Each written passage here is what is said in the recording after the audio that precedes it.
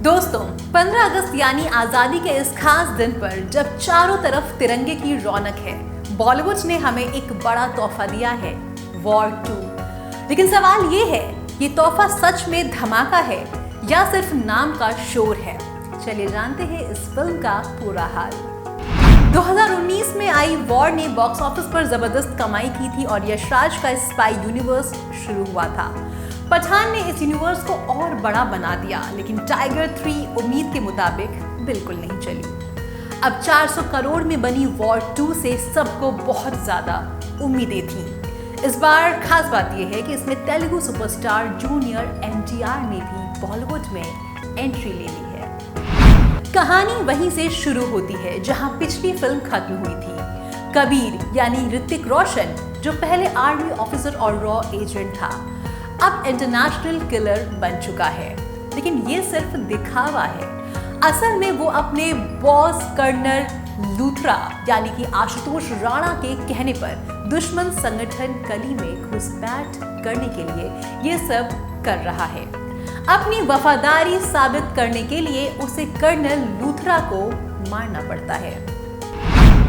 अब कहानी में एंट्री होती है कर्नल की बेटी और कबीर की पुरानी गर्लफ्रेंड काव्या लूथरा यानी कि कियारा अडवाणी की, जो अपने पापा की मौत का बदला लेने के लिए रॉ में शामिल भी हो जाती है। रॉ की कमान इस बार विक्रम कौल यानी कि अनिल कपूर के पास है और कबीर को पकड़ने का जिम्मा दिया जाता है स्पेशल यूनिट ऑफिसर यानी कि विक्रम, जो बने हैं जूनियर एनटीआर को। पहला हाफ बहुत ज्यादा मजेदार है। ऋतिक और जूनियर एनटीआर का पहला आमना सामना देखने लायक है। शानदार एक्शन और इंटरवल पर एक जोरदार ट्विस्ट।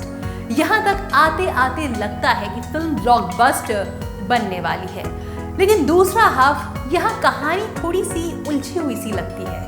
कबीर और विक्रम का पुराना रिश्ता, काव्या का बदला, कबीर की गोद ली हुई बेटी रूही का खतरे में पड़ना, सब कुछ एक साथ चल रहा है और चीजें क्लियर भी नहीं लगती हैं। डायरेक्शन की बात करें तो ब्रह्मास्त्र फेम अयान मुखर्जी ने कोशिश की है, लेकिन वॉर के डायरेक्टर सिद्धार्थ आनंद जितना असर नहीं छोड़ पाए हैं। वो बात और है कि सिनेमेटोग्राफी बहुत ज़्यादा अच्छी है, लोकेशंस बेहद खूबसूरत हैं, लेकिन वीएफएक्स उतना दमदार बिल्कुल भी नहीं है। इतना ही नहीं, म्यूजिक में भी प्रीतम इस बार खास जादू नहीं दिखा पाए हैं। पोस्ट क्रेडिट सीन में बॉबी देओल की एंट्री होती है, जो आने वाली फिल्म अल्फा का इशारा देती है। मतलब साफ है कि स्पाई यूनिवर्स आगे भी बढ़ेगा। अगर एक्टिंग की बात करें तो ऋतिक रोशन हमेशा की तरह बहुत ज़्यादा शानदार नजर आ रहे हैं। स्क्रीन पर आते ही जान डाल देते हैं। जूनियर एनटीआर का हिंदी डेब्यू भी बेहद दमदार है। उनका एक्शन और प्रेजेंस दोनों लाजवाब है। कियारा अडवाणी खूबसूरत लगी हैं, लेकिन रोल में ज्यादा दम बेहद नहीं था। ऐसा लग रहा था कि कियारा को वाकई सिर्फ ग्लैमर पॉइंट ऑफ व्यू से इस मूवी में डाला गया है। अनिल कपूर का रोल छोटा और सिंपल था, जबकि वरुण बडोला अपने छोटे रोल में भी बहुत अच्छे नजर आए हैं। तो अब सवाल ये उठता है कि क्या वॉर 2 देखनी चाहिए या फिर नहीं। आइए मैं आपको बताती हूँ। अगर आप ऋतिक रोशन, जूनियर एनटीआर या स्पाई यूनिवर्स के फैन हैं तो एक बार इस मूवी को जरूर देख सकते हैं। लेकिन अगर आप स्ट्रॉन्ग और बिना कमी वाली कहानी की उम्मीद लेकर जाएंगे तो थोड़ा निराश हो सकते हैं। दोस्तों, आज़ादी के इस दिन वॉर 2 हमें यही सिखाती है कि चाहे लड़ाई सरहद पर हो या फिर पर्दे पर, जीत सिर्फ हथियार से नहीं, दिल और दिमाग से होती है। और इस बार ये वॉर दिल जीतने में थोड़ी कमज़ोर रह गई है और इस वजह से इस मूवी को मेरी ओर से मिलते हैं 2.5 आउट ऑफ 5 स्टार्स।